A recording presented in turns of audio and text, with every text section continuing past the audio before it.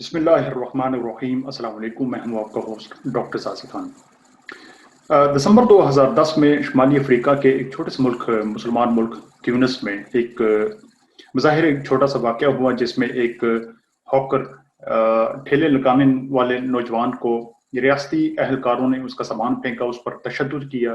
تو اس کے نتیجے میں اس نے اپنے آپ کو بطور احتجاج اس نے اپنے آپ کو آگ لگائی اور پھر چند دنوں بعد اس کی موت واقع ہو گئی۔ یہ ایک چھوٹا سا واقعہ تھا اگرچہ اس میں ایک انسانی جان گئی، لیکن اس واقعے کو لے کر پھر وہاں پر ایک احتجاجی تحریک کا آغاز ہوا، اور پھر اس تحریک کا دائرہ کار نہ صرف وہاں تک تیونس تک بلکہ خطے کے دیگر ممالک، عرب ممالک تک بھی پھیلتا چلا گیا، اور اس کے نتیجے میں پھر ایسی تبدیلیاں رونما ہوئیں جن کا تصور محال تھا۔ دسمبر 2010 میں اٹھنے والی اس تحریک کو، بپا ہونے والی اس تحریک کو عرب بہار یعنی کہ عرب اسپرنگ کا نام دیا گیا، اور پھر اسی کے نتیجے میں کئی آمریتیں جو وہاں پر اشروں سے قائم تھیں وہ منہ کے بل ہم سے آ گریں۔ ان آمریتوں میں کئی ممالک میں پرامن طریقے سے انتقال اقتدار ہوا، کئی میں خانہ جنگی ہوئی، جن میں ابھی تک کچھ ممالک میں یہ خانہ جنگی جاری ہے، جس میں کئی لاکھوں انسان کی اموات ہوئیں، وہ دربدر ہوئے، اور کئی جو عرب امیر ممالک تھے جہاں پر ابھی بادشاہتیں قائم تھیں، انہوں نے بر وقت اس خطرے کو بھانپ لیا اور انہوں نے پھر اپنے خزانے کے منہ جو ہے وہ عوام کے لیے کھول دیے۔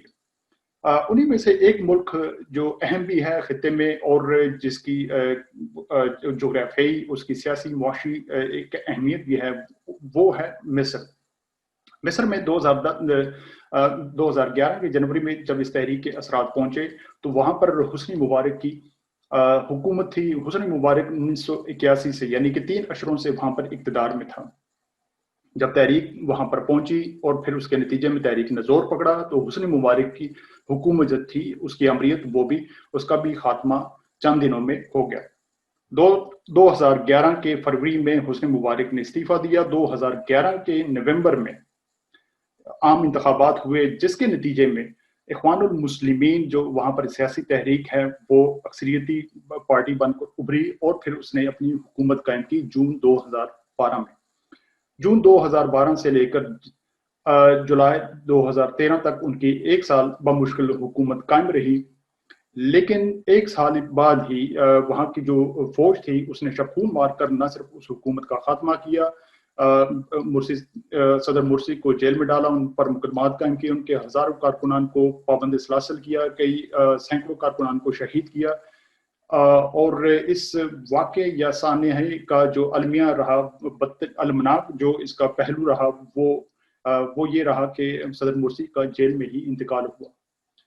اب ہوا کیا دراصل اس 1 سال کے دوران کہ اتنے مختصر عرصے میں وہ ایک تحریک جو 8 اشروں سے وہاں پر ایک تحریک قائم ہے، وہ ایک منظم ایک تنظیم ہے اور اس کے لاکھوں کارکنان ہیں، جسے کار سیاست کا اگرچہ اسے بہت تجربہ تھا، کار ریاست کا نہیں تھا، لیکن ایسے کون سے داخلی اور خارجی عوامل رہے کہ جن کے نتیجے میں تحریک وہ حکومت 1 سال بھی نہ نکال سکی اور اس قدر بدترین انجام سے دوچار ہوئی۔ اب صورتحال یہ ہے کہ اخوان المسلمین اپنے ہی ملک میں وہ دہشت گرد تنظیم قرار دی جا چکی ہے، اور دیگر کئی ممالک جو عرب ممالک جہاں پر بادشاہتے ہیں وہ بھی اسے دہشت گرد تنظیم قرار دیتی ہیں۔ دراصل اخوان المسلمین یہ تنظیم ہے کیا، اس کا مقصد کیا ہے، کب یہ قائم ہوئی، یہاں پر یہ موضوع ہمارا نہیں، نہ اس پر ابھی بحث کرنا مقصود ہے۔ آخر وہ کون سے داخلی اور خارجی عوامل تھے کہ جن کے نتیجے میں یہ حکومت، اخوان المسلمین کی حکومت 1 سال میں اپنے بدترین انجام کو، حکومت کی اپنی پالیسیز شامل تھیں، یا فوج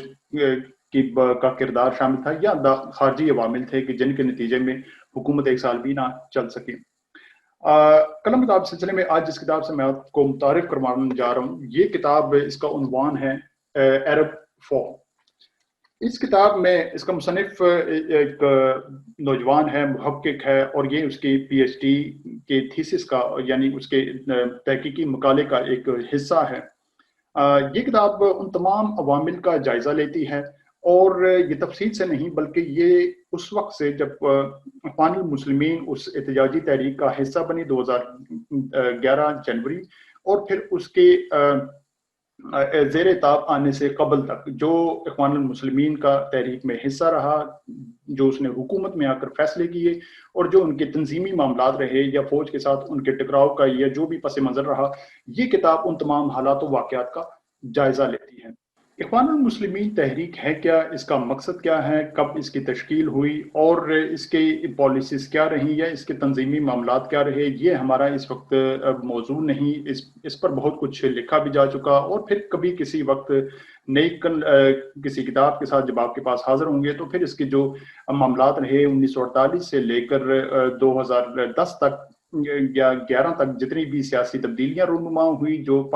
مصر اور اسرائیل کے تعلقات رہے یا جنگیں رہیں یا سیاسی تغیرات وہاں پر رونما ہوتے رہے، ان میں اخوان المسلمین کا کیا کردار رہا، اور پھر اس بات کا بھی جائزہ لیں گے کہ اخوان المسلمین پر ہر دور میں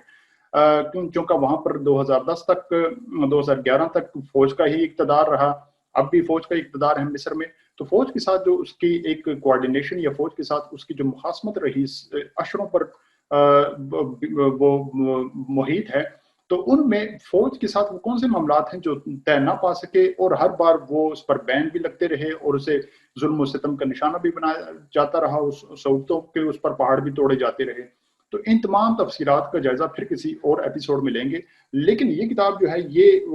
ان حالیہ جو واقعات گزرے جس میں وہ تحریک کا حصہ بنی اور پھر اقتدار میں آئی اور اقتدار کے بعد اس کا زوال ہوا، ان تمام واقعات پر یہ ان پر محیط ہے اور انہی کا جائزہ لیتی ہے۔ شیخ حسن البنا جو ہیں وہ اس کے قائد رہے، وہی اس کے فاؤنڈر ہیں، یعنی انہوں نے اس تحریک کا آغاز کیا تھا 1928 میں۔ 1928 سے لے کر 1949 تک وہ اس کے وہ سربراہ رہے۔ 1949 میں ہی پھر ریاستی جو اہلکار تھے ایجنسیز نے انہیں شہید کیا ایک سٹنگ آپریشن میں۔ وہ ایک الگ موضوع ہے کہ کیسے انہوں نے سازش کے ذریعے انہیں شہید کیا، لیکن اس کے بعد یہ تحریک جو ہے وہ چلتی رہی، وقت کے ساتھ مضبوط ہوتی گئی، اور یہ تحریک ایک فقط سیاسی مذہبی تحریک نہیں بلکہ یہ ایک رفاعی تنظیم بھی ہے، اس کے سیاسی مقاصد بھی ہیں، اور یہ فقط تبلیغ یا اس قسم کے وہ اس پر مرکوز نہیں، بلکہ اس کا مقصد جو ہے وہ اقامت دین، سیاست کے ذریعے وہ اقتدار اور اختیار کا حصول ممکن بنانا ہے کہ جس کے ذریعے وہ شریعت کا نفاذ جو ہے وہ مصر کی اس معاشرے پر کر سکے، اور پھر اس کے جو مثبت اثرات ہیں تحریک کے وہ دیگر ممالک تک پھیلا سکے۔ تو یہ اس کا مقصد ہے۔ اب یہ جب تحریک وجود میں آئی اور اس کے اثرات پھیلے تو یہ گمان بھی کیا جاتا ہے کہ پاکستان میں جو جماعت اسلامی ہے جس کی ابتدا 1941 میں مولانا مودودی نے رکھی، وہ بھی اس تحریک کے نظریات سے اور شیخ حسن کی فکر سے وہ متاثر تھے۔ تو آپ یوں سمجھیے کہ اگر اخوان المسلمین کا اگر میں سیٹ اپ، اس کا سٹرکچر، اس کی ساخت، اس کی تنظیمی معاملات کی اگر بات کروں گا تو آپ اسے تخیل میں یہ جماعت اسلامی کا جو موجودہ ایک اس کی ساخت ہے، تنظیمی اس کے معاملات ہیں، وہی آپ ذہن میں رکھیے تاکہ آپ کو یہ معاملات کی مماثلت سمجھنے میں آپ کو آسانی رہے اس مماثلت سے۔ جب 2010 میں 2011 میں جب یہ تحریک مصر میں پہنچی تو اس وقت ابتدا میں اخوان المسلمین چونکہ اس وقت بھی زیر طاب تھی، اس تنظیم پر پابندی تھی، تو اس وقت تنظیم اور اس کے اکابرین پر خاصا پریشر تھا کہ وہ ان احتجاجی اس تحریک کا حصہ بنے، لیکن تحریک کے جو بڑے تھے، جو سرکردہ اس کے کردار تھے، وہ اس بات سے وہ ان کے خدشات تھے کہ اگر وہ تحریک کا حصہ بنے تو وہ کہیں پھر فوجی جو وہاں پر اسٹیبلشمنٹ ہے یا جو حکومت ہے اس کے مظالم کا دوبارہ سے وہ شکار نہ ہو جائے۔ 2010 تک 2005 میں پارلیمانی انتخابات جب ہوئے تھے تو اس کے نتیجے میں چونکہ اخوان المسلمین پر پابندی تھی لیکن وہ کسی اور نام سے اس کے جو ممبران تھے وہ اس انتخابات میں حصہ لے چکے تھے، اور ایک بڑی وہ ان کی سیٹس بھی پارلیمنٹ میں موجود تھیں، لیکن 2005 میں ہی حسنی مبارک کی نظر اور ایجنسیز کی ان پر نظر تھی کہ یہ تنظیم کہیں بڑی اکثریت نہ حاصل کر لے، تو 2005 سے لے کر 2010 تک ان کے اول، دوسرے، تیسرے درجے کی جتنی بھی قیادت تھی وہ بھی گرفتار تھی، پابند سلاسل تھی، ان پر مقدمات قائم تھے، ان کے ہزاروں کارکنان کو جیلوں میں ڈال دیا جا چکا تھا۔ اس لیے جب ابری تو تحریک کے جو باقی ماندہ سرکردہ جو اس کی قیادت تھی، انہوں نے انہی خدشات کو ذہن میں رکھتے ہوئے اس بات کوشش کی کہ وہ اس تحریک کا حصہ یا چہرہ نہ بنے اور تحریک چلتی رہے. لیکن جو اس کی جو نوجوان تنظیم تھی، جیسے آپ اسلامی جمعیت طلبہ کا آپ ذہن میں رکھ لیجئے کہ وہ جو نوجوان اس کا حلقہ تھا وہ احتجاجی تحریک کے لیے پرجوش تھا، اور وہ چاہتا تھا کہ وہ ایک موقع مل چکا ہے، جو عوام میں ایک جوش ہے اس تحریک کو بدلنے کے لیے، اس کا حصہ بن کر وہ حسنی مبارک کو اقتدار سے ہٹا دے. ابتدا میں اخوان المسلمین نے خاصی کوشش کی. جنوری کے آخر میں جب 26 جنوری کی تاریخ جو اس کتاب کے بقول اور ان تمام شواہد کو سامنے رکھتے ہوئے 26 جنوری تک جو ریاستی جو اہلکار تھے، جو ایجنسیز تھیں، جو سرکاری عمال تھے، وہ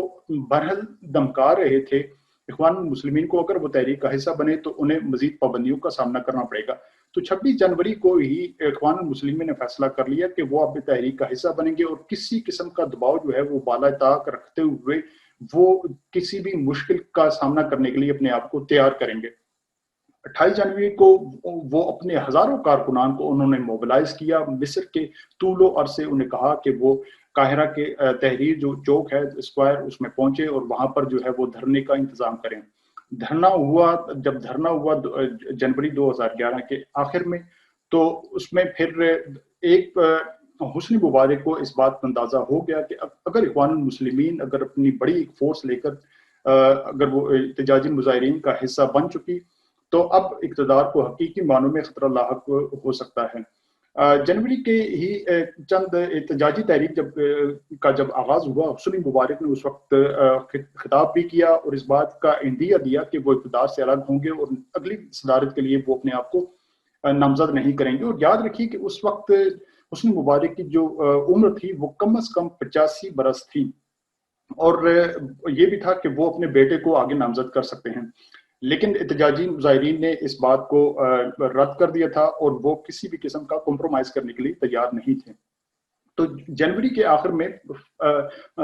یوں کہیے کہ 1 فروری کو حسنی مبارک نے دوبارہ خطاب کیا، اور اس میں پھر کہا کہ وہ مزید جو ہے وہ نہ صرف تنخواہوں میں اضافہ کیا، نئی جو سہولیات کا اعلان کیا، بلکہ بہت ساری جو پابندیاں تھیں انہیں بھی ختم کرنے کا اعلان کیا. تو اس کے نتیجے میں جو آپ کہہ سکتے ہیں کہ جو فورسز تھیں یا جو وہ طبقہ تھا جو حسنی مبارک کے حق میں تھا، وہ احتجاج پر نکل آیا، اور انہوں نے جا کر وہ جو اخوان المسلمین یا حکومت کے خلاف جو مظاہرین تھے ان پر جا کر تحریر اسکوائر میں حلہ بول دیا. لیکن پھر جو فوج کے جو دستے وہاں پر تعینات تھے اور اخوان المسلمین کی جو اپنی جو ایک سیکیورٹی کے معاملات تھے، انہوں نے کسی نہ کسی طرح بیچ بچاؤ کر کے اپنے آپ کو اس جو ایک تشدد کا ایک جو پہلو نکل سکتا تھا اس سے اپنے آپ کو باز رکھا. جب یہ معاملات چلتے رہے تو اس میں ایک نیا موڑ اس وقت سامنے آیا کہ جس وقت اب سوال یہ بھی یہاں پر پیدا ہوتا ہے کہ فوج جو تھی وہ کیوں نہیں اخوان المسلمین کے خلاف ایکشن لے رہی تھی، جب انہوں نے دیکھا کہ اخوان المسلمین جو ہے وہ مظاہرین کا حصہ بنتی چلی جا رہی ہے. یاد رکھیے کہ فوج جو تھی وہ وہی پشت پناہ تھی اور وہی اصل طاقت تھی حسنی مبارک کی. حسنی مبارک کیونکہ ایک فوجی ڈکٹیٹر رہے، اگرچہ وہ بعد میں انہوں نے فوج سے استعفیٰ دے کر، لیکن فوج کی سرپرستی اور فوج کے معاملات جو تھے وہ سارے حسنی مبارک کے ان کی مشترکہ تھے. فوج اس بات سے خواہش بھی تھی کہ حسنی مبارک اپنے جب اقتدار کے بعد اپنے بیٹے کو نامزد کرنا چاہتی ہے، اور کرپشن کے بدعنوانی کے جو الزامات تھے اندرونی اور بیرونی طور پر میڈیا میں وہ آ چکے تھے، تو وہ اس بات سے وہ چاہتے تھے، مخالفت بھی تھی کہ حسنی مبارک اپنے اقتدار سے الگ ہو جائیں، تاکہ کوئی اور چاہے فوج سے ہو یا کوئی بھی کسی بھی سیاسی وہ طریقہ کار سے کوئی نیا شخص اقتدار میں آئے. اس لیے اس وقت انہوں نے جو ان کا رویہ تھا فوج کا وہ اخوان المسلمین کے ساتھ نرم تھا. 2011 فروری میں، فروری کے اوائل میں جب حسنی مبارک کو اس بات کا یقین ہو گیا کہ وہ اب ان کے پاس اقتدار مزید نہیں رہ سکتا، تو انہوں نے پھر مذاکرات کا ڈول ڈالا، اور اخوان المسلمین اور دیگر جو احتجاجی جو سیاسی تنظیمیں یا مذہبی تنظیمیں شامل تھیں اس احتجاج میں، ان سب کو دعوت دی کہ وہ آ کر مذاکرات کریں اور پرامن طریقے سے کوئی انتقال اقتدار کا راستہ نکالیں. اب اس سے جھانسے میں اخوان المسلمین بھی آئی، لیکن جب وہ جو شرائط وہ عوام کے سامنے آئی، مظاہرین کے سامنے، تو انہوں نے ان کو رد کر دیا اور اخوان المسلمین کو یہ اشارہ دیا یا اس پر پریشر ڈالا کہ وہ اپنے ان جو مذاکرات میں معاملات طے ہو چکے ہیں ان سے پیچھے ہٹ جائیں، اور اس بات پر کوئی کمپرومائز، کوئی اس پر مصالحت سمجھوتا نہ کیا جائے کہ حسنی مبارک نہ صرف اقتدار سے الگ ہوں بلکہ وہ پرامن اور شفاف الیکشنز کا اعلان کریں۔ اب اخوان المسلمین کی ایک مکمل کوشش تھی کہ اس احتجاجی جو تحریک ہے اس میں خود اس میں مکمل طور پر وہ شریک نہ ہو یا اس احتجاجی تحریک کا چہرہ نہ بن جائے۔ اس کی 3 وجوہات تھیں۔ وہ کیوں نہیں چاہتی تھی کہ یہ احتجاجی جو تحریک شامل نہیں، بلکہ وہ یہ تاثر دینا چاہتی تھی کہ عوام، مصر کی سبھی عوام جو ہیں وہ اس حکومت سے تنگ ہیں، وہ اس حکومت کا خاتمہ چاہتے ہیں، وہ شفاف الیکشن چاہتے ہیں، اور وہ فوج کی حکومت یا سیاسی معاملات سے بے دخلی چاہتے ہیں۔ اس کی 3 وجوہات تھیں۔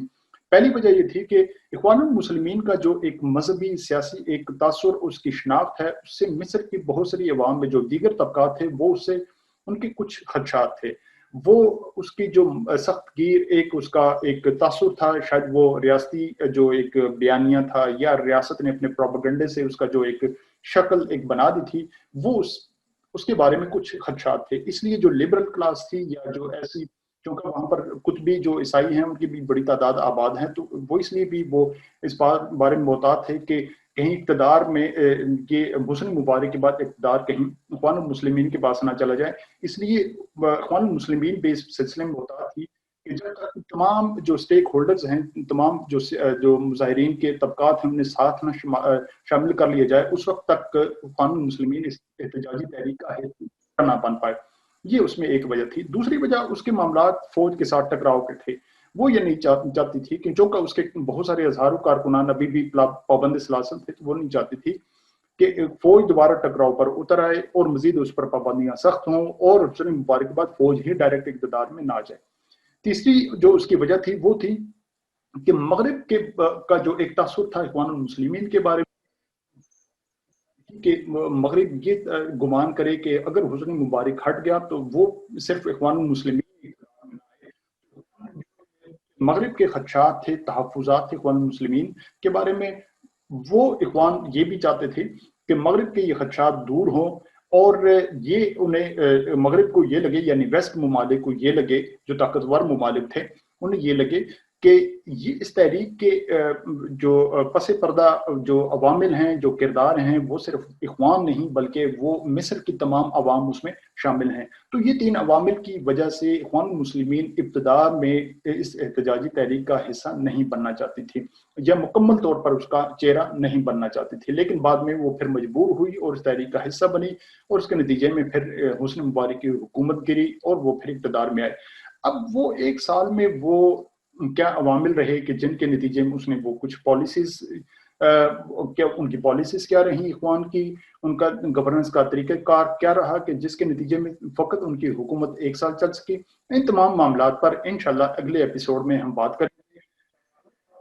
دلچسپی ہو تو آپ ضرور اسے پڑھیے، لیکن اگر آپ کی دسترس میں نہ ہو تو آپ اس قلم کتاب سلسلے کا حصہ بنیے، خود بھی سبسکرائب کیجیے اور اپنے دوستوں کو بھی سبسکرائب کہنے کے لیے انہیں ریکمینڈ کیجیے، تاکہ اس ہم ان حالات و واقعات کا جائزہ لے سکیں جو حالیہ دور میں پیش آئے اور ہم نے ان تبدیلیوں کو ہوتے دیکھا۔ انشاءاللہ کل اگلے ایپیسوڈ میں جو اس کے بعد جو دیگر حالات اس کے بعد پیش آتے رہے حکومت میں آنے کے بعد اخوان کے، ان پالیسیز یا ان ایکشنز کا ہم جائزہ لیں گے۔ بہت شکریہ۔